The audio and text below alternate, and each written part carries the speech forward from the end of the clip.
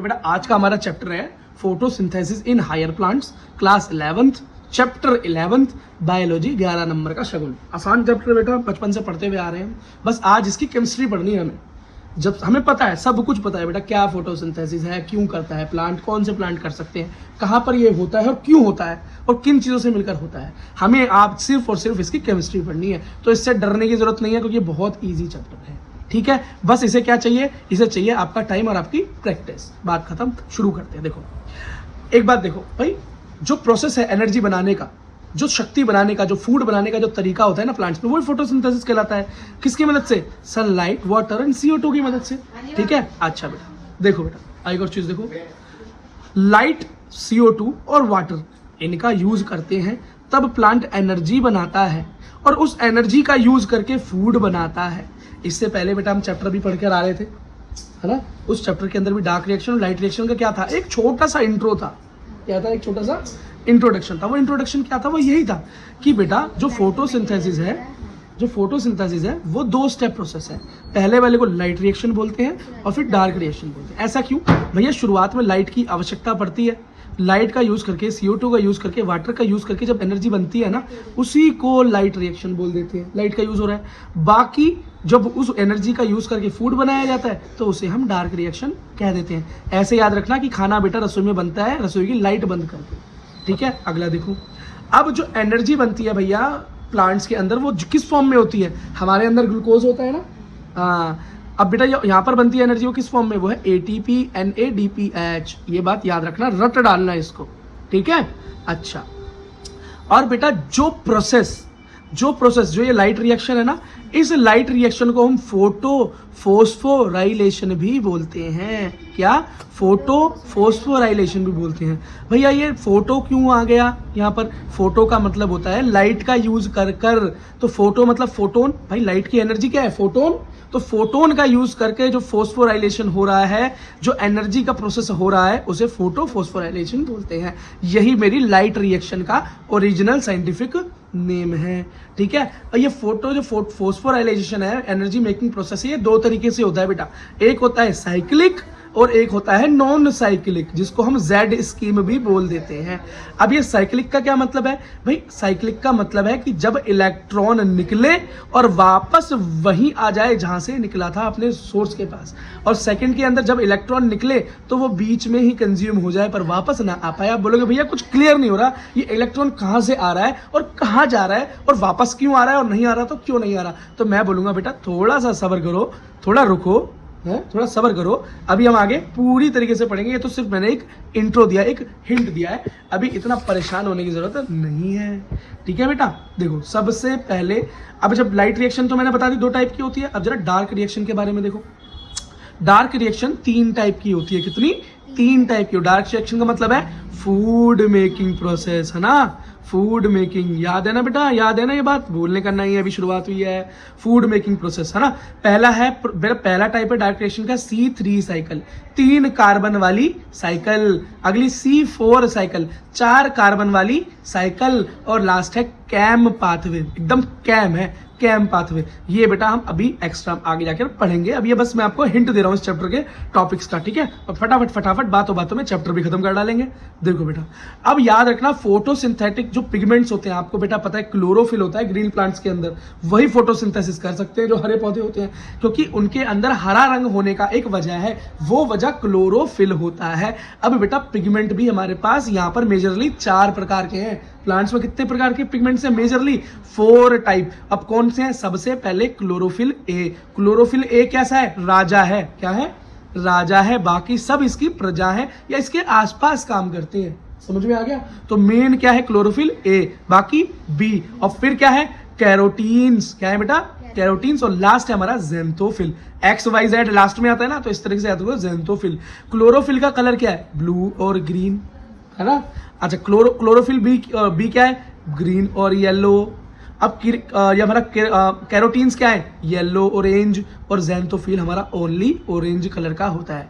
इसे याद करने की ट्रिक देखो बेटा, विबग्योर आपको 10th क्लास में याद था ना, इंद्रधनुष। हाँ, तो विबग्योर क्या होता है? उसकी वेवलेंथ के अकॉर्डिंग हम यहाँ पर फिट करके रखते हैं। तो हाँ, तो बेटा यहाँ पर सबसे पहले हम एक गैप लेंगे B और G के बीच।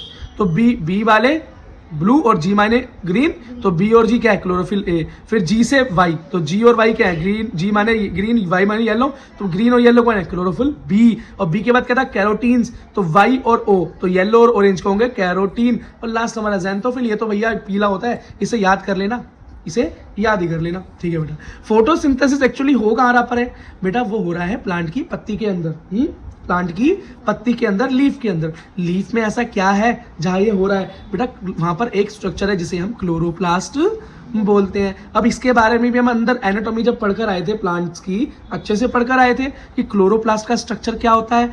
इसके अंदर हमें क्या मिलते हैं, इसके अंदर हमें थाइलाकॉइड मिलते हैं, मतलब ये देखो प्लेट जैसे स्ट्रक्चर मिलते हैं। फिर जब ये थाइलाकॉइड एक साथ बेटा सिक्कों की तरह लग जाते हैं, पाइल्स ऑफ कॉइन्स की तरह लग जाते हैं, तो हम उन्हें ग्रेना बोल देते हैं। और बेटा ये जो बीच में ये जो क्लोरोप्लास्ट में गैप बचा हुआ है, इस गैप को हम क्या बोल देते हैं भैया, स्ट्रोमा बोल देते हैं। ठीक है, आगे बताता हूँ। तो बस मैं याद दिला रहा था, और जिन बच्चों ने वो चैप्टर नहीं पढ़ा है, हमारी वीडियो अवेलेबल है, ध्यान से देखें। बहुत बढ़िया तरीके से बातों बातों में ही चैप्टर को खत्म करवा दिया हमने। देखो बेटा, जैसे मैंने आपको बताया क्लोरोप्लास्ट का स्ट्रक्चर, ये क्या हो गया हमारे पूरे ग्रेना हो गया, सिंगल यूनिट को बोले तो थाइलाकॉइड हो गया। तो जो थाइलाकॉइड, जो ये पूरा ग्रुप बना हुआ है, इसके अंदर जो हमारा थाइलाकॉइड है, ये जो एक एक सिंगल प्लेट है, इसको मैं क्या बोलूंगा भैया, मैं बोल दूंगा ग्रेना का थाइलाकॉइड है ये तो।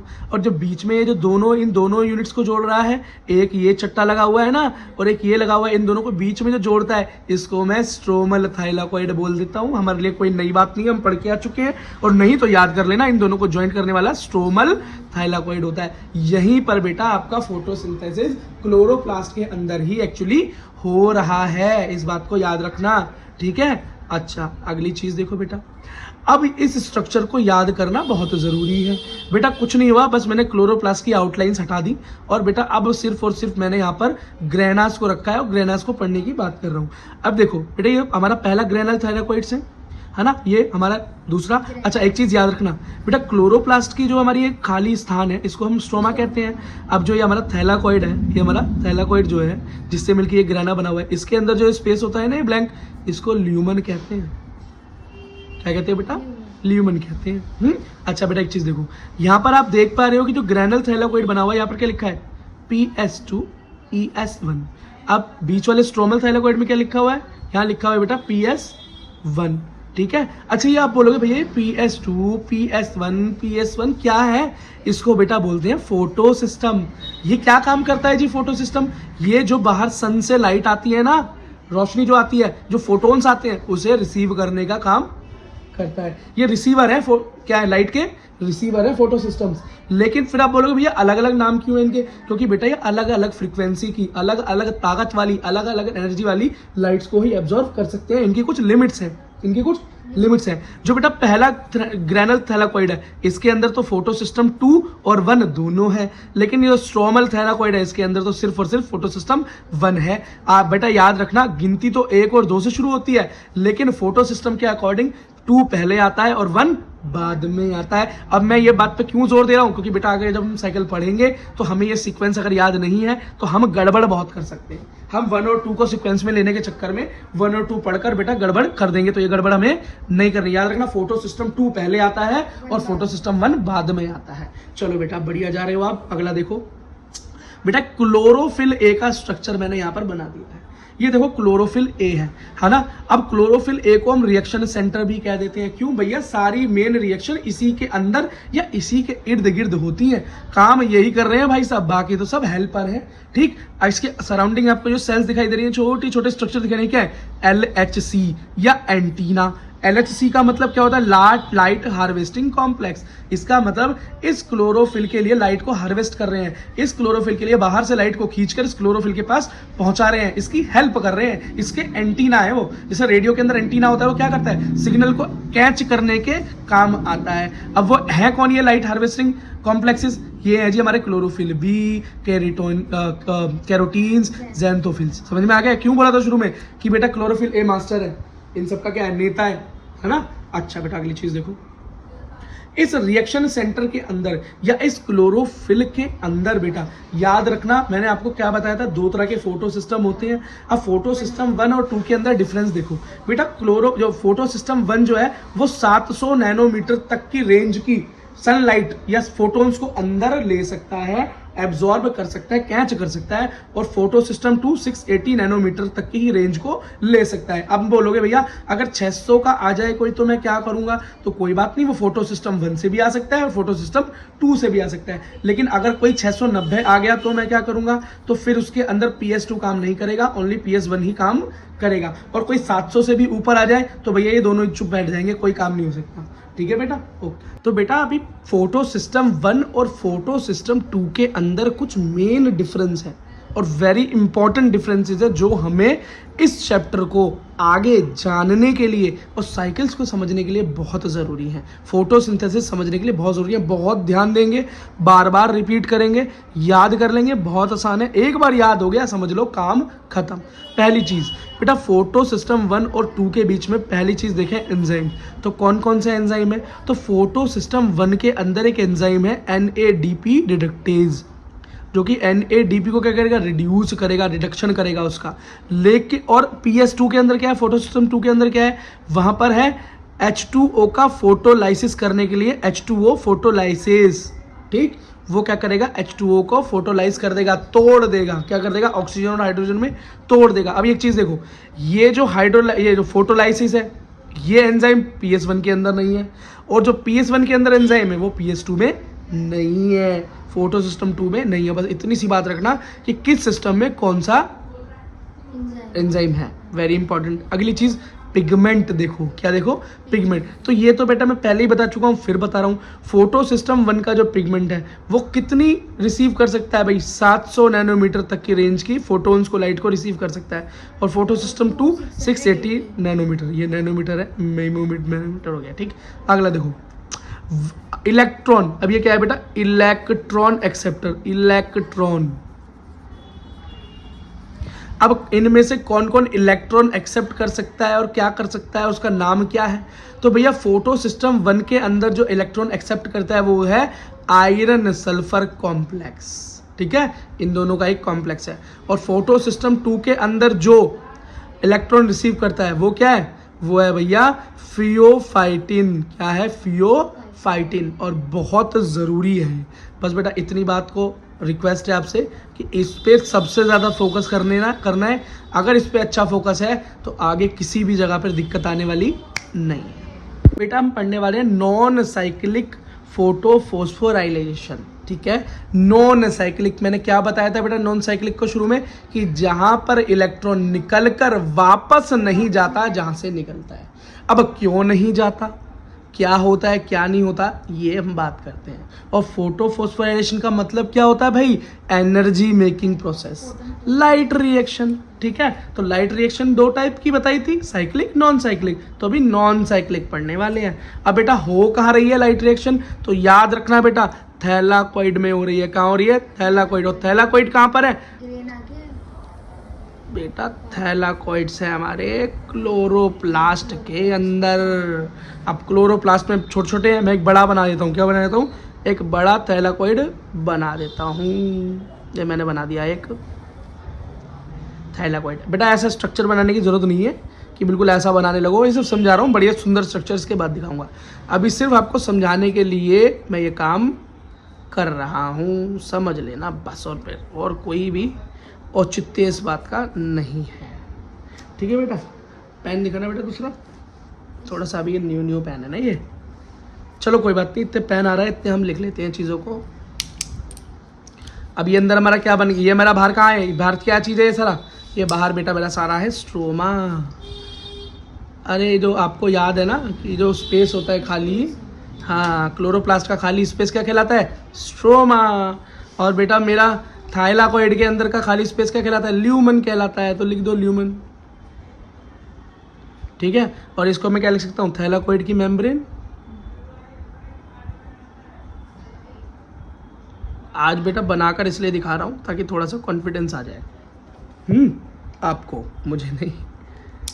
देखो बेटा यहाँ पर 2 चीज़ें दिखाई देंगी। पहले वाला थाइलाकोइड का स्ट्रक्चर याद है ना जब मैंने बनाया था, और नहीं याद तो ध्यान रखना, उस पर फोटो सिस्टम 2 और 1 दोनों थे, दोनों लगे हुए थे ना पहले वाले पे। हाँ, तो ये मेरा PS2, और याद रखना फोटो सिस्टम 2 पहले आता है और फोटो सिस्टम 1 बाद में आता है। बेटा यहाँ बीच में एक कॉम्प्लेक्स और मिलेगा आपको, इसको बोलेंगे ETS। ये क्या है? Electron transport system. बेटा इसके अंदर एक छोटे छोटे और स्ट्रक्चर मिलेंगे। पहला है PQ स्ट्रक्चर है, दूसरा है B6 स्ट्रक्चर और तीसरा है PC स्ट्रक्चर। अभी बेटा इन सब की फुल फॉर्म भी आपको साथ साथ बताता जाऊंगा, टेंशन लेने की ज़रूरत नहीं है। और बेटा नीचे की तरफ है इस थैलाकॉइड का एग्जिट गेट। क्या है बेटा? Exit gate. ऊपर की तरफ है CFO, मेम्ब्रेन के ऊपर एक पोर है, और नीचे की तरफ है CF1। ये दोनों पोर आपस में मिलके एक पाथवे बनाते हैं ताकि अंदर से बनने वाली एनर्जी बाहर जा सके। ठीक है बेटा? ओके, फिर आप शुरू करें खेला। देखो बेटा बड़ा खेल आसान है। सबसे पहले लाइट आई थी अंदर, है ना? सन से क्या आई? लाइट आई। तो बेटा लाइट कहाँ पर जाएगी सबसे पहले? मैंने क्या बोला था? पहले PS2 होता है फिर PS1। सबसे पहले फोटो सिस्टम 1 के पास लाइट गई। लाइट मतलब फोटोन गया। अब जब फोटोन बेटा अंदर गया, अब जैसे ही लाइट इस पर पड़ी, इसने रिसीव की और एकदम से ये क्या हुआ? एनर्जी आई, एक्साइट हुआ। इसमें से क्या निकल कर भागेगा? इलेक्ट्रॉन निकल कर भागेगा। क्या निकलेगा? इलेक्ट्रॉन निकल कर भागेगा। इलेक्ट्रॉन निकल आया एक्साइट होकर। बेटा जब इलेक्ट्रॉन ऊपर की तरफ मूव करता है निकल के, इसको बोलते हैं अपहिल मूवमेंट। क्या बोलते हैं? Uphill movement. अच्छा एक बात बताओ बेटा, PS2 के अंदर इलेक्ट्रॉन को रिसीव कौन करेगा? पिछली वीडियो में हमने अभी पिछली वीडियो बोल रहा हूँ, अभी थोड़ी देर पहले हमने क्या पढ़ा था कि PS2 के अंदर कौन रिसीव करेगा? तो बेटा आप बोलोगे, बोलो फियोफाइटिन। बिल्कुल सही जवाब बेटा। क्या? फियोफाइटिन। सबसे पहले PS2 में कौन इलेक्ट्रॉन रिसीव करता है? फियोफाइटिन रिसीव करता है। याद नहीं आ रहा तो देख लो बेटा। कौन एक्सेप्ट करेगा इलेक्ट्रॉन? PS1 के अंदर आयरन और सल्फर का कॉम्प्लेक्स, और PS2 में फियोफाइटिन। वेरी इंपॉर्टेंट, तभी याद हो पाएंगी चीज़ें। तो फियोफाइटिन ने क्या किया बेटा? इलेक्ट्रॉन को रिसीव कर लिया। अब ये इलेक्ट्रॉन को क्या करेगा? रिलीज कर देगा। अब इसने कहाँ रिलीज कर दिया? इलेक्ट्रॉन ट्रांसपोर्ट सिस्टम के पास रिलीज कर दिया। जब रिलीज किया तो भाई सबसे पहले किसके पास पहुंचेगा? PQ कॉम्प्लेक्स, फिर B6 कॉम्प्लेक्स, फिर PC कॉम्प्लेक्स के पास पहुंचेगा, और यहाँ से होता हुआ ये इलेक्ट्रॉन PS1 में चला जाएगा। PS1 इसे रिसीव करेगा, लेकिन याद रखना PS1 कौन सीधा रिसीव नहीं कर सकता इसे। कौन रिसीव करेगा PS1 के अंदर? Iron sulphur complex. ये बेटा इलेक्ट्रॉन को रिसीव करता है। अब जरा इनकी फुल फॉर्म भी सुन लीजिए। तो बेटा देखो, सबसे पहले जो हमारा ये PQ है, इसकी फुल फॉर्म है प्लास्टोक्विनिन। क्या नाम है? प्लास्टोक्विनिन। B6 को B6 भी बोलते हैं, ठीक है, या साइटोक्रोम भी बोल देते हैं। और PC का फुल फॉर्म बेटा प्लास्टोसाइनिन। क्या नाम है? प्लास्टोसाइनिन।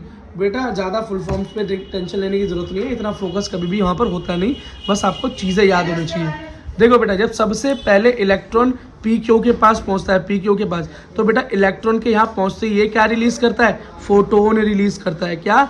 प्रोटोन रिलीज करता है। प्रोटोन रिलीज करता है H+ आयंस के रूप में। किसमें? H+ आयंस के रूप में। और यहाँ पर क्या तैयार होता है? एक प्रोटोन का ग्रेडियंट तैयार होता है। ग्रेडियंट का मतलब होता है बेटा कि स्ट्रोमा में भी इतने नहीं थे जितने अंदर इकट्ठे होने लगे। और अभी तो रुक जाओ, अभी तो और भी लोग हैं जो कि ये काम करने वाले हैं। बेटा एक चीज़ और याद है आपको, PS2 के अंदर एक कॉम्प्लेक्स और भी था। चलो इसके बारे में थोड़ा सा आगे बढ़ते हैं। अब देखो यहाँ पर क्या हुआ, जब आयरन सल्फर कॉम्प्लेक्स ने फोटो सिस्टम 1 के अंदर इलेक्ट्रॉन को रिसीव किया। जब इलेक्ट्रॉन को बेटा इन्होंने रिसीव कर लिया, रिसीव करके ये दोबारा ये छोड़ेंगे, इन्होंने भी इलेक्ट्रॉन को क्या किया? छोड़ा। अब यहाँ पर बेटा एक ऐसा कॉम्प्लेक्स है बेटा जो इनको रिसीव करेगा, जिसका नाम है फेरोडॉक्सिन। क्या नाम है बेटा? फेरोडॉक्सिन। अब ये फेरोडॉक्सिन जब बेटा इलेक्ट्रॉन को रिसीव करता है तो ये इलेक्ट्रॉन का यूज कर कर बेटा इसे एनर्जी की फॉर्म में कन्वर्ट कर देता है और एनर्जी बनाता है NADPH+ आयन। तो यहाँ से भी H+ आयन बने और वो भी अंदर जाकर इकट्ठे होने लगे। तो यहाँ पर H+ आयन बढ़ता जा रहा है और यहाँ पर एक तरफ एनर्जी आपको मिल गई। ठीक, अब यहाँ पर एक चीज़ देखो, आप बोलोगे भैया कि एनर्जी लगातार तो बन ही नहीं सकती। अब मैं बोलूँगा क्यों नहीं बन सकती बेटा, तो आप बोलोगे बेटा ओ भैया इसलिए नहीं बन सकती क्योंकि इलेक्ट्रॉन तो एक ही बार रिलीज हुआ और एक बार रिलीज होकर बात खत्म हो गई। ठीक है, तो फिर ये किस तरीके से बेटा इसमें एनर्जी किस तरीके से बना पाएंगे हम, बार बार इलेक्ट्रॉन चाहिए ना इस पाथवे को चलाने के लिए, तो लेकिन यहाँ तो एक ही बार निकला और काम हो गया।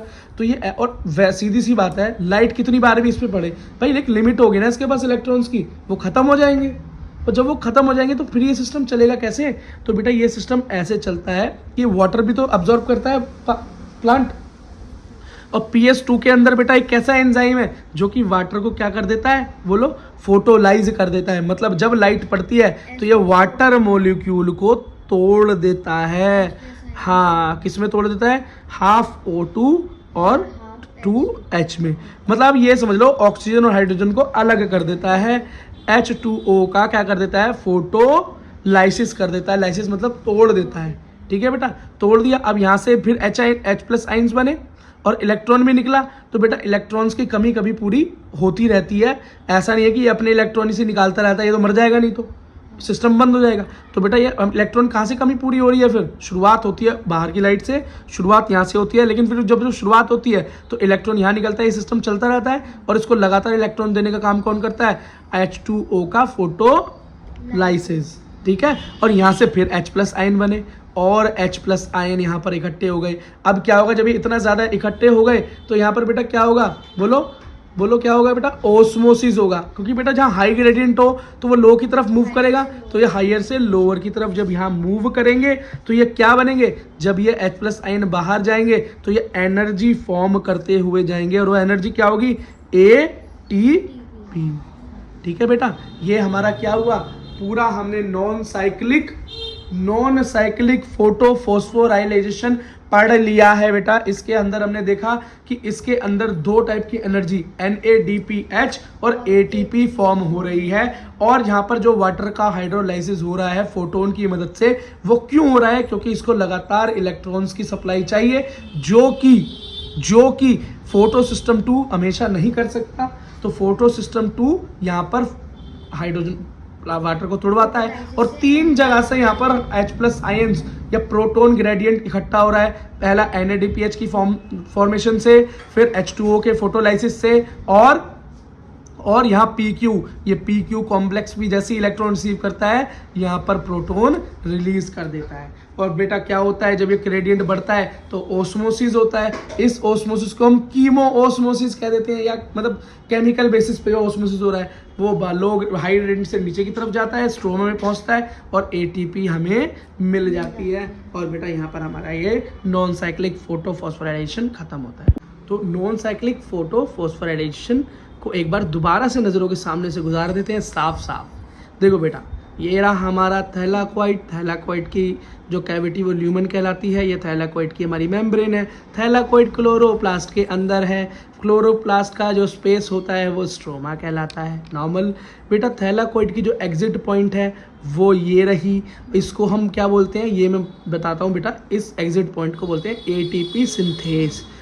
ATP सिंथेस बेटा इस गेट को क्यों बोलते हैं, इस रास्ते को इसलिए बोल देते हैं क्योंकि जब यहाँ से होकर H+ आयन बाहर निकलता है तो वो ATP फॉर्म करता हुआ चलता है, ATP फॉर्म करता हुआ चलता है। इसलिए इस बेटा गेट को, इस दरवाजे को, इस पाथ को ATP सिंथेस कह देते हैं। तो आप कह सकते हो the opening of thylakoid is known as ATP synthase. ऐसा कोई क्वेश्चन नीट में आने वाला है तो बेटा नहीं आने वाला, बस पता होना चाहिए। ठीक, अच्छा, दोनों फोटो सिस्टम वहाँ मौजूद हैं, ये हमने पढ़ा था। लाइट सबसे पहले PS2 में आएगी, PS2 से इलेक्ट्रॉन निकलेगा तो PS2 का जो रिसीवर है वो क्या है, फियोफाइटिन रिसीव करेगा। फिर वो उस इलेक्ट्रॉन को वो इलेक्ट्रॉन ट्रांसपोर्ट सिस्टम में डाल देगा। बीच में एक कॉम्प्लेक्स B6 है, यहाँ पर हमने लिखा नहीं, लिख देते हैं। PQ में जाएगा तो यहाँ PQ क्या निकालेगा, प्रोटोन निकालेगा H+ आयंस के रूप में। फिर B6 के पास इलेक्ट्रॉन गया, फिर PC के पास इलेक्ट्रॉन गया और वहाँ से फोटो सिस्टम 1 पे गया जहाँ पर आयरन सल्फर कॉम्प्लेक्स ने उसे रिसीव किया, क्योंकि फोटो सिस्टम 1 का रिसीवर आयरन सल्फर कॉम्प्लेक्स है। वहाँ से इलेक्ट्रॉन फेरोडोक्सिन के पास गया, जिसका इस्तेमाल कर कर इसने NADPH बना दिया, और जो एनर्जी NADPH बनी उसके साथ मिला H+ आयन फ्री, तो उसने H+ आयन को अंदर फेंक दिया। देखो बेटा PQ भी दे रहा है H+ आयन, NADP भी दे रहा है H+ आयन, H+ आयन बढ़ रहा है।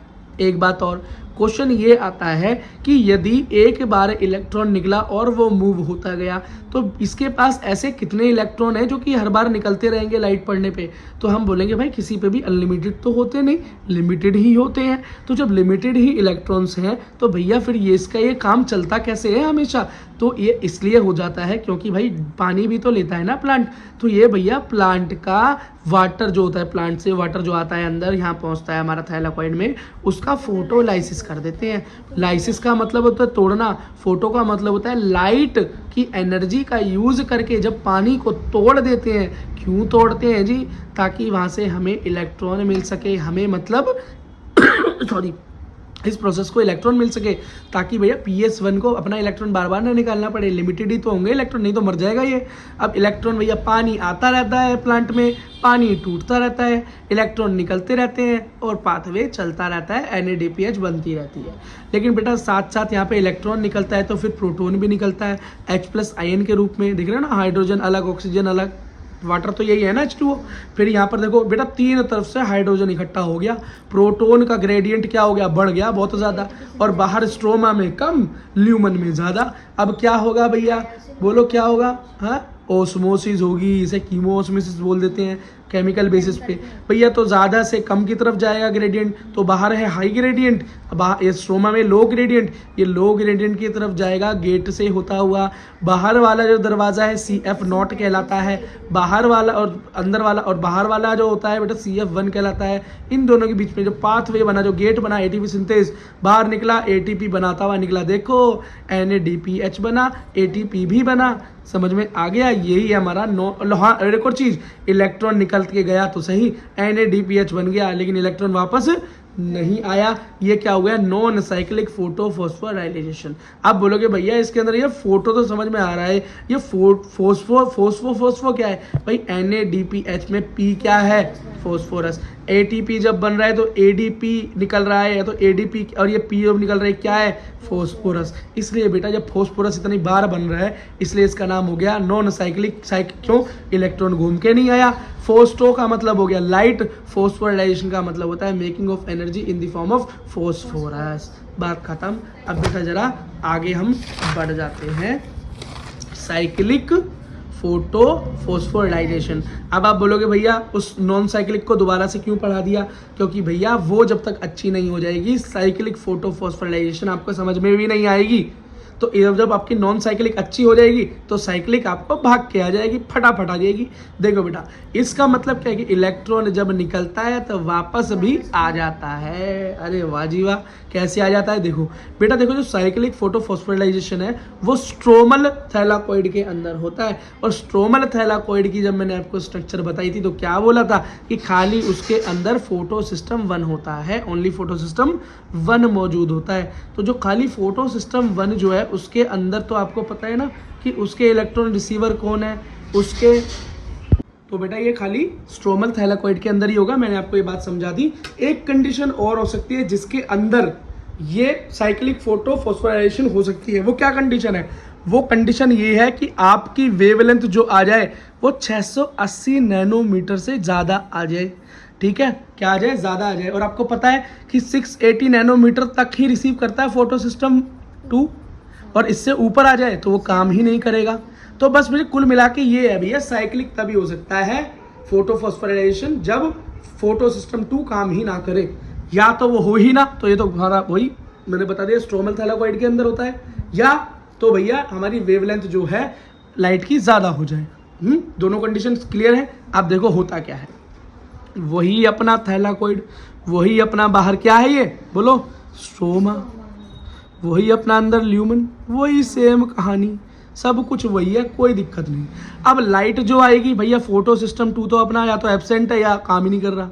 लाइट गिरी फोटो सिस्टम 1 पे, इलेक्ट्रॉन एक्साइट होकर बाहर गया, अपहिल मूवमेंट किया।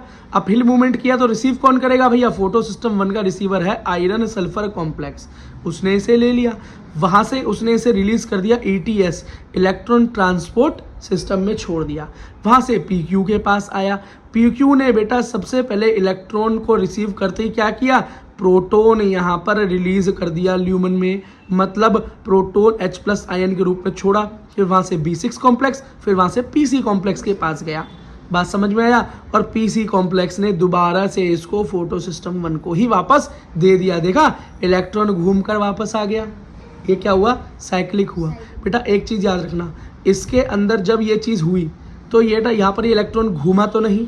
अब ये इलेक्ट्रॉन घूमता, इधर उधर मूव करता, तो PS1 के बाद फेरोडॉक्सिन मिलता, वहाँ से वो क्या बना देता, NADPH बना देता। तो NADPH तो यहाँ बनेगी ही नहीं, वो पॉसिबिलिटी नहीं हो पाई। और फोटो सिस्टम 2 नहीं है तो बेटा वाटर के तोड़ने वाला काम भी यहाँ पर नहीं होगा, फोटोलाइसिस ऑफ वाटर भी नहीं होगी। अब यहाँ पर क्या हुआ भाई, H+ का ग्रेडियंट बढ़ने लगा, प्रोटोन को ग्रेडियंट बढ़ने लगा। अब फिर से बेटा वो इस गेट से, इसका नाम क्या है गेट का, ATP सिंथेज।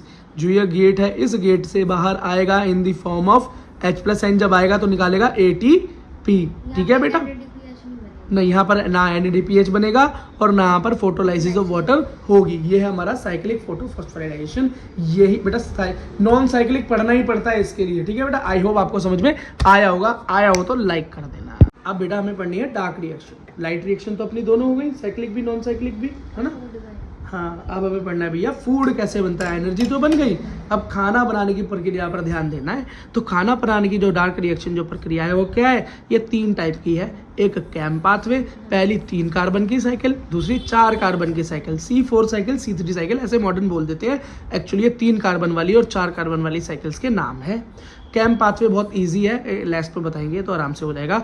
मेन हमें C3 साइकिल पढ़नी है, फिर C4 साइकिल पढ़नी है। सबसे ज़्यादा क्वेश्चन आपके C3 साइकिल से आते हैं, तो इसे 2 स्टार और नॉर्मल आपके C4 साइकिल से क्वेश्चन आते हैं। ठीक है बेटा, अब C3 साइकिल देखो ज़रा। C3 साइकिल को सबसे पहले निकालने वाले, खोजने वाले साइंटिस्ट थे मेलविन कैल्विन इनका पूरा नाम था। चैप्टर शुरू करते ही इतनी बढ़िया फोटो है इनकी, जैसे कि इन्होंने फेसबुक की प्रोफाइल पिक्चर पे लगाई हो। ये देखो, ये रहे, खुश होते हैं, कितने खुश हैं। ठीक है, चलो जी, मजाक बहुत हो गया यार, शुरू करते हैं। C3 कार्बन साइकिल या कैल्विन साइकिल कहाँ से शुरू होती है बेटा, आप इस बात को ध्यान रखना कि ये साइकिल फूड बनाने के लिए है। तो फूड कैसे बनता है प्लांट का, तो प्लांट बेटा फूड बनाने के लिए सबसे पहले एनर्जी बनाता है। फोटोसिंथेसिस का लास्ट बाय प्रोडक्ट फूड है। पहले लाइट की यूज़ करता है, वाटर का यूज़ करके एनर्जी बनाता है, फिर उस एनर्जी को यूज़ करके फूड बनाता है। तो बेटा उस एनर्जी का यूज़ करके वो क्या करता है, शुरुआत में तो सिर्फ और सिर्फ उसने सनलाइट ली और वाटर लिया। अब वो फूड एनर्जी बनाने के लिए, अब फूड बनाने के लिए कार्बन डाइऑक्साइड का यूज़ करेगा। प्लांट कार्बन डाइऑक्साइड लेता है ना एटमॉस्फेयर से। ठीक है बेटा, यहाँ पर शुरू होती है बात RUBP से। कहाँ से, RUBP से। याद रख लेना, BP बढ़ाने वाली चीज़ है। अब याद कर लोगे तो BP घट भी जाएगा। शुरुआत होती है राइबोलोज 1,5 बाइफॉस्फेट, मतलब कोई शुगर कॉम्प्लेक्स है जिसके पहले कार्बन और 5वें कार्बन पर फॉस्फेट घुसा हुआ है। ये कैसे समझ में आया आपको, क्योंकि बेटा आपने 10th क्लास के अंदर भी केमिस्ट्री पढ़ रखी है ना। अब बेटा 5 पेंटोज शुगर है, 5 कार्बन वाला कोई कंपाउंड है जिसके ऊपर भाई पहले कार्बन पे और 5वें कार्बन पर फॉस्फेट ग्रुप लगा हुआ है। इतनी डिटेल दे नहीं रखी बुक में, क्योंकि ये केमिस्ट्री तो है नहीं, है तो बायोलॉजी है इन दी एंड। बस मैंने आपको इसलिए बता दिया तो कि पढ़ने में आपका थोड़ा इंटरेस्ट बन जाए। ठीक हुआ क्या, अब यहाँ पर बेटा एक एंजाइम आया, उसका नाम है रुबिस्को एंजाइम, वेरी इंपॉर्टेंट। ये क्या करेगा, ये एटमॉस्फेयर की CO2 को इस रुबिस्को बाइफॉस्फेट के साथ जोड़ देगा। क्या कर देगा, जोड़ देगा। और CO2 को जोड़ने का या कार्बन को जोड़ने का जो प्रोसेस होता है वो कहलाता है कार्बोजाइलेशन। कोई दिक्कत नहीं। 5 कार्बन पहले ही थे, एक वहाँ से जोड़ दिया, टोटल कितने हो गए, 6 कार्बन हो गए। अब 6 कार्बन को क्या किया इन्होंने बेटा 3 के वो ग्रुप बना दिए, 6 कार्बन के 3 के ग्रुप बना दिए। क्या बोल दिया इसको, 3 फॉस्फोग्लिसरेट। तो क्या हुआ, 3 फॉस्फोग्लिसरेट इंटू 2। समझ में आ गया। ऐसा क्यों किया भैया, अलग अलग क्यों कर दिया, अरे आप अपने खाने को चबाते क्यों हो, ताकि उसको सिंपल कर सको, कंपाउंड से सिंपल कर सको, ताकि आगे जाके रिएक्शन इजी हो जाए, पाचन क्रिया आसान हो जाए। आप बेटा पूरी रोटी लेना और मुंह में डाल लेना और सटक जाना उसे, और फिर देखना बेटा कैसा डाइजेशन होता है, और चबाकर रोटी खाते हो तो कैसा डाइजेशन होता है। ये नॉर्मल समझाने का तरीका है, ठीक है बेटा।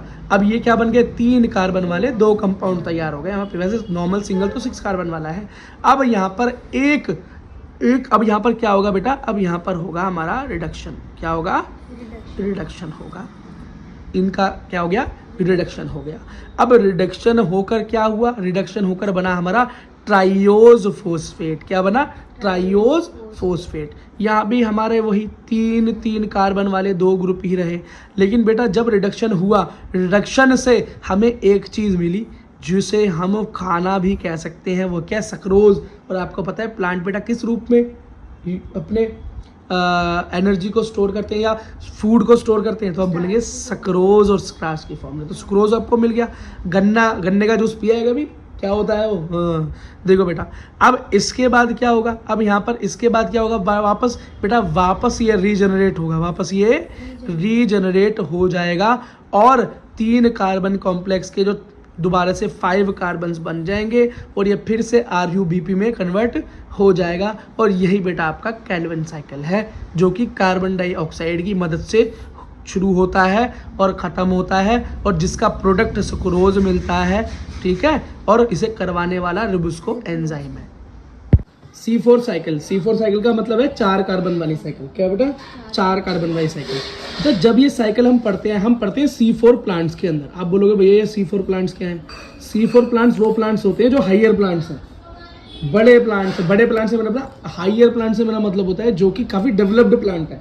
क्या है, डेवलप्ड प्लांट है, ठीक। यहाँ पर बेटा मीजोफिल सेल के बारे में हम पहले भी जानते हैं, फिर बताता हूँ क्या है ये। बेटा मीजोफिल सेल जो होती है वो कहाँ होते हैं, एपिडर्मल लेयर्स के बीच में होती है। यहीं पर तो एक्चुअली फोटोसिंथेसिस हो रहा होता है प्लांट में, यही क्लोरोप्लास्ट है, ठीक है। अगली चीज हमें जो पढ़नी है वो है बेटा बंडल शीथ सेल। क्या पढ़नी है, बंडल शीथ सेल। अब ये बंडल शीथ सेल का है, मानो ये जैसे लीव है ना, तो ये लीव वेन्स है बीच में, इन वेन्स के आसपास बेटा इकट्ठी हो जाती है कुछ सेल्स, वो बंडल शीथ सेल्स कहलाती हैं। और ये किससे कनेक्टेड होती है, मीजोफिल सेल से कनेक्टेड होती हैं। इन दोनों सेल से मिलकर एक जो पाथवे चलता है, आधा पाथवे तो होता है मीजोफिल के अंदर, और आधा पाथवे कहाँ चलता है, ये बंडल शीथ सेल के अंदर। इन दोनों साइकिल्स को मिलाकर एक कंप्लीट साइकिल बनती है, जिसे हम 4 कार्बन वाली साइकिल या C4 साइकिल कहते हैं। बस इतनी सी बात याद रखना। देखो तो ये ऊपर वाली जो सेल दिखाई दे रही है पहली, बेटा ये हमारी मीजोफिल सेल है। क्या है, मीजोफिल सेल। और नीचे वाली क्या है, बंडल शीथ सेल। दोनों आपस में क्या है, कनेक्टेड है, ठीक है। कहाँ कनेक्टेड है, प्लाज्मोडेस्माटा पे कनेक्टेड है। ये इतना इंपॉर्टेंट नहीं है, ठीक है। अब देखो सबसे पहले क्या होगा भाई, C3 साइकिल पढ़ी चाहे C4 साइकिल पढ़ रहे हैं। C3 साइकिल जब पढ़ी थी बेटा वो भी क्या बन रही थी, डार्क रिएक्शन की पार्ट है, ये भी डार्क रिएक्शन का पार्ट है। इसका मतलब प्लांट का फूड बनाने का प्रोसेस है, ये प्लांट का फूड बनाने का प्रोसेस। तो C3 जो हमने पढ़ा था वो क्या था, वो भाई लोअर प्लांट्स के लिए था, नॉर्मल प्लांट्स के लिए। C4 साइकिल क्या है, हायर प्लांट्स में हो रहा है। आप देख रहे हो ना, मीजोफिल सेल भी मिल रहा है, बंडल शीथ सेल भी मिल रहा है, मतलब काफी डेवलप्ड प्लांट है, काफी डेवलप्ड प्लांट है। अब ये देखो बाहर से सबसे पहले क्या आया, CO2 अंदर आया। क्या आया, CO2 अंदर आया। इसने सबसे पहले एक कॉम्प्लेक्स बनाया HCO3। क्या बनाया, HCO3। कितने कार्बन है इसके पास, सिंगल कार्बन है। कितने कार्बन है, सिंगल कार्बन है। बेटा इसको जोड़ा, ये जुड़ा किससे जुड़ा, ये जुड़ा फोस्फोइनोल पाइरुवेट से। ये बेटा आपको याद करना पड़ेगा, फोस्फोइनोल पाइरुवेट से जुड़ा। ये कितना, ये 3 कार्बन वाला कंपाउंड है। क्या है, 3 कार्बन वाला कंपाउंड है। ऊपर से एटमॉस्फेरिक CO2 अंदर आया, कन्वर्ट हुआ HCO3 में, ठीक। वहां पर इसे मिला फोस्फोइनोल पाइरुवेट जो कि 3 कार्बन वाला पहले से ही है। ये दोनों आपस में जुड़े, या हम कह सकते हैं कार्बन डाइऑक्साइड का फिक्सेशन हुआ। क्या हुआ, फिक्सेशन हुआ। अब जब कार्बन डाइऑक्साइड फिक्स हुआ तो 3 कार्बन और 1 कार्बन मिलकर कितने बने, C4 एसिड बना। मतलब 4 कार्बन वाला एक कॉम्प्लेक्स बना, एसिड फॉर्म होता है 4 कार्बन वाला। अब क्या हो सकता है, तो भैया एक एग्जांपल बता रहा हूँ, oxalo acetic acid. Oxalo acetic acid क्या है भैया, एक ऐसा एसिड है, ऐसा कॉम्प्लेक्स है जिसके अंदर कार्बन की संख्या 4 है। याद करना है तो ध्यान रखना है, ठीक है बेटा। अब क्या हुआ, यहाँ से ट्रांसपोर्ट हुआ, यहाँ से इन्होंने बस पकड़ी और ये कहाँ पहुंच गए, मेसोफिल सेल से कहाँ पहुंच गए, बंडतशील सेल के अंदर पहुंच गए। कितने कार्बन वाला, C4 एसिड है, 4 कार्बन वाला एसिड है। यहाँ पर क्या होगा, यहाँ पर इसका डीकार्बोजाइलेशन हो जाएगा, मतलब इसका कार्बन कम हो जाएगा, कार्बन कम हो जाएगा। जब एक कार्बन इसके अंदर से कम हुआ, क्या हुआ, कम हुआ, तो क्या रिलीज हुआ, रिलीज हुआ CO2 गैस रिलीज हुई। क्या होगा, आप बोलोगे भैया CO2 गैस तो लेकिन प्लांट निकालता ही नहीं है, प्लांट ले भी CO2 रहा है, निकाल भी CO2 रहा है, नहीं, ये बाहर नहीं गई, ये यहाँ से केल्विन साइकिल में पहुंच गई। कहाँ पहुंच गई, और आपको पता है जब CO2 केल्विन साइकिल में जाती है तो क्या होता है, स्टार्च बनता है ना। अब देखो बेटा, अब यहाँ पर क्या हुआ, एक कार्बन बाहर निकल गया CO2 के रूप में, कार्बन कितने बचे, 3, तो 3 कार्बन का एसिड हुआ।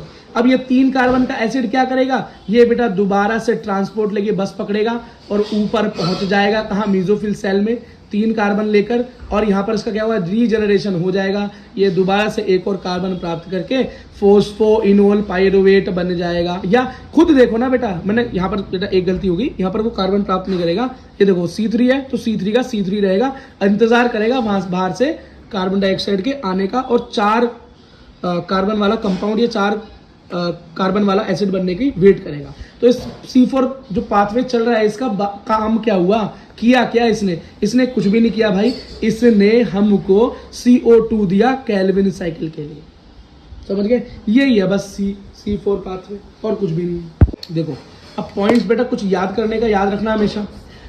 प्राइमरी CO2 एक्सेप्टर, कौन सबसे पहले CO2 को एक्सेप्ट करता है, तो भाई जब C3 प्लांट पढ़ रहे थे तो रुबिस्को या RUBP था, RUBP तो क्या था हमारा, राइबोलोज 1,5 बाइफॉस्फेट, मतलब पेंटोज शुगर पहले और 5वें कार्बन पे फॉस्फेट ग्रुप, और C4 में किसने पकड़ा, पैप ने पकड़ा। पैप क्या है, फोस्फोइनोल पाइरुवेट, याद है ना, अभी C4 साइकिल पढ़ी थी तो उसके अंदर किसने रिसीव किया कार्बन डाइऑक्साइड को, फोस्फोइनोल पाइरुवेट को, याद करना है। अच्छा बेटा, first product after CO2 fixation, CO2 जब फिक्स होता है तो क्या बनता है, C3 के अंदर क्या बना था, तो भैया C3 पाथवे में बना था 3 फॉस्फोग्लिसरेट। अब 3 फॉस्फोग्लिसरेट क्यों बना था, 6 कार्बन का कंपाउंड बना था जिसको 3 कार्बन में जोड़ दिया था, हाँ 2 में तोड़ दिया था।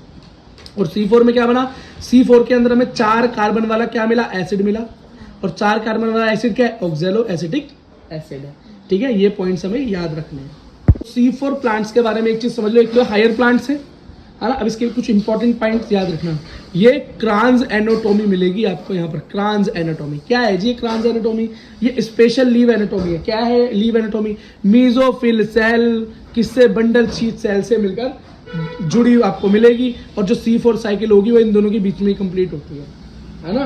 कार्बन डाइऑक्साइड बाहर से अंदर आता है, और कौन इंतजार कर रहा है अंदर, फोस्फोइनोल पाइरुवेट इंतजार कर रहा होता है, जुड़कर बेटा 3 कार्बन 1 कार्बन 4 कार्बन का कंपाउंड बनाते हैं C4, जो क्या है C4 एसिड, जिसको क्या बोलेंगे, ऑक्सैलो एसिटिक एसिड बोलेंगे।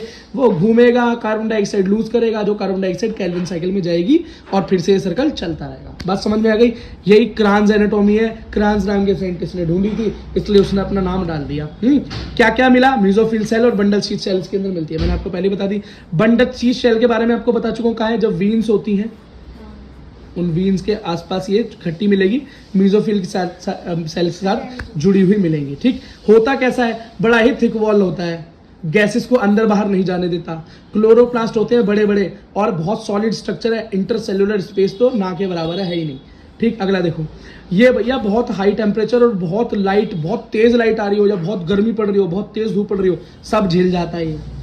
ठीक है, सब झेल जाता है। और लोअर प्लांट हो तो क्या मुरझा जाएगा, जल पड़ेगा, पर ऐसा कुछ नहीं है। अगला, इस प्लांट के अंदर फोटो रेस्पिरेशन नहीं होती। अब आप बोलोगे भैया फोटो रेस्पिरेशन क्या है, फोटो रेस्पिरेशन ही है वो चीज जो मैं आपको बता रहा था कि ये CO2 कभी भी नहीं देंगे फोटोसिंथेसिस के एंड में बाय प्रोडक्ट। तो बाय प्रोडक्ट क्या होता है, ऑक्सीजन होता है, लेकिन कुछ प्लांट्स क्या करते हैं, CO2 दे देते हैं। तो इस जब CO2 देने लगते हैं तो उसको हम फोटो रेस्पिरेशन बोलते हैं। ऐसा होता ही क्यों है बेटा, ऐसा इसलिए होता है क्योंकि हमारा जो मेसोफिल सेल है ना, मेसोफिल सेल और जो क्लोरोप्लास्ट के अंदर है भैया, वो रिप्लेस कर देता है ऑक्सीजन को कार्बन डाइऑक्साइड की जगह पे।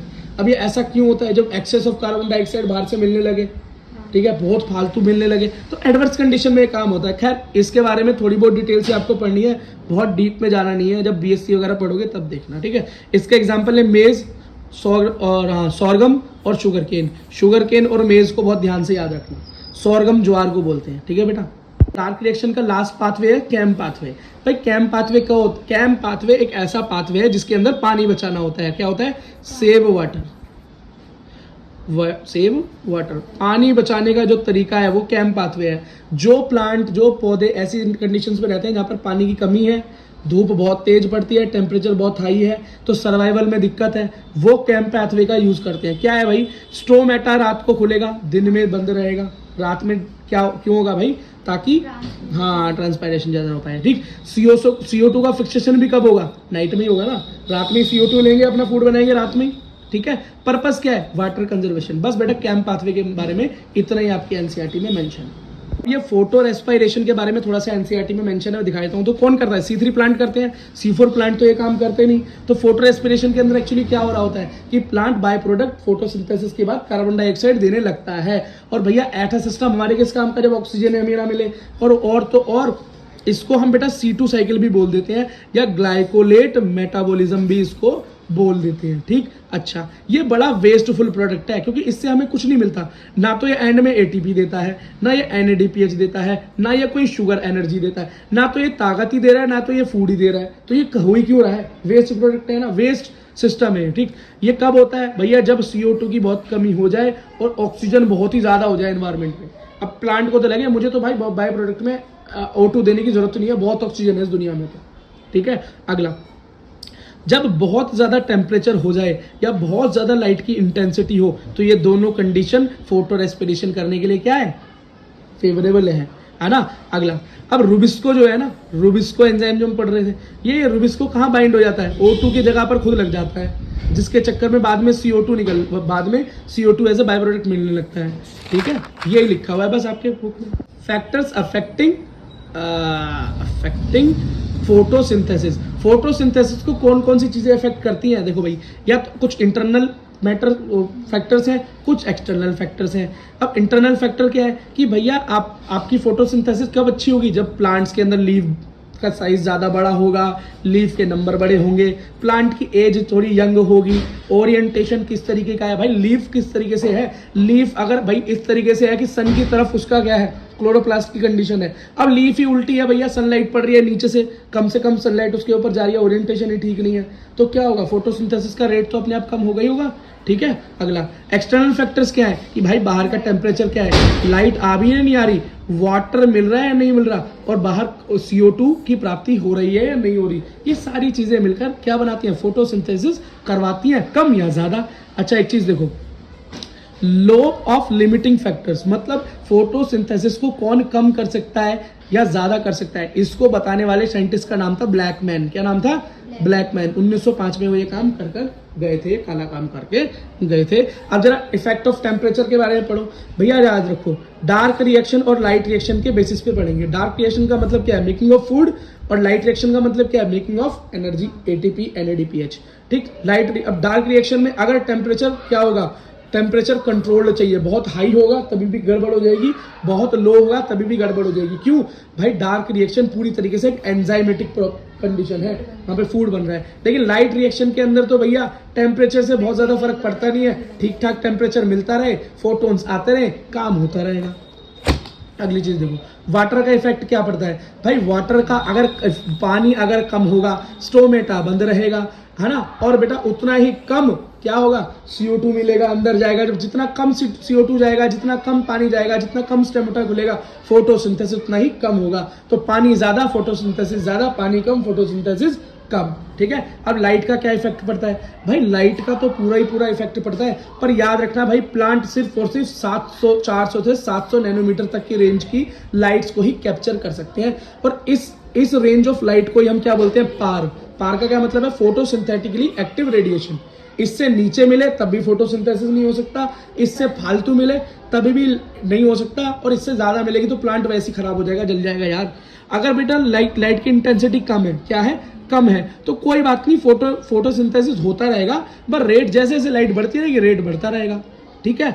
अगर लाइट की इंटेंसिटी बहुत ज़्यादा तेज है तो भाई कितनी भी तेज हो, एक मैक्सिमम वो होती है, मैक्सिमम लिमिट है फोटोसिंथेसिस करने की, वो प्लांट क्या करेगा, प्लांट अचीव कर लेगा और उसके बाद इंक्रीज होना बंद हो जाएगी। फिर चाहे लाइट की इंटेंसिटी को कितना ही बढ़ा लेना, जो उस प्लांट की औकात है उतना ही फोटोसिंथेसिस वो करेगा।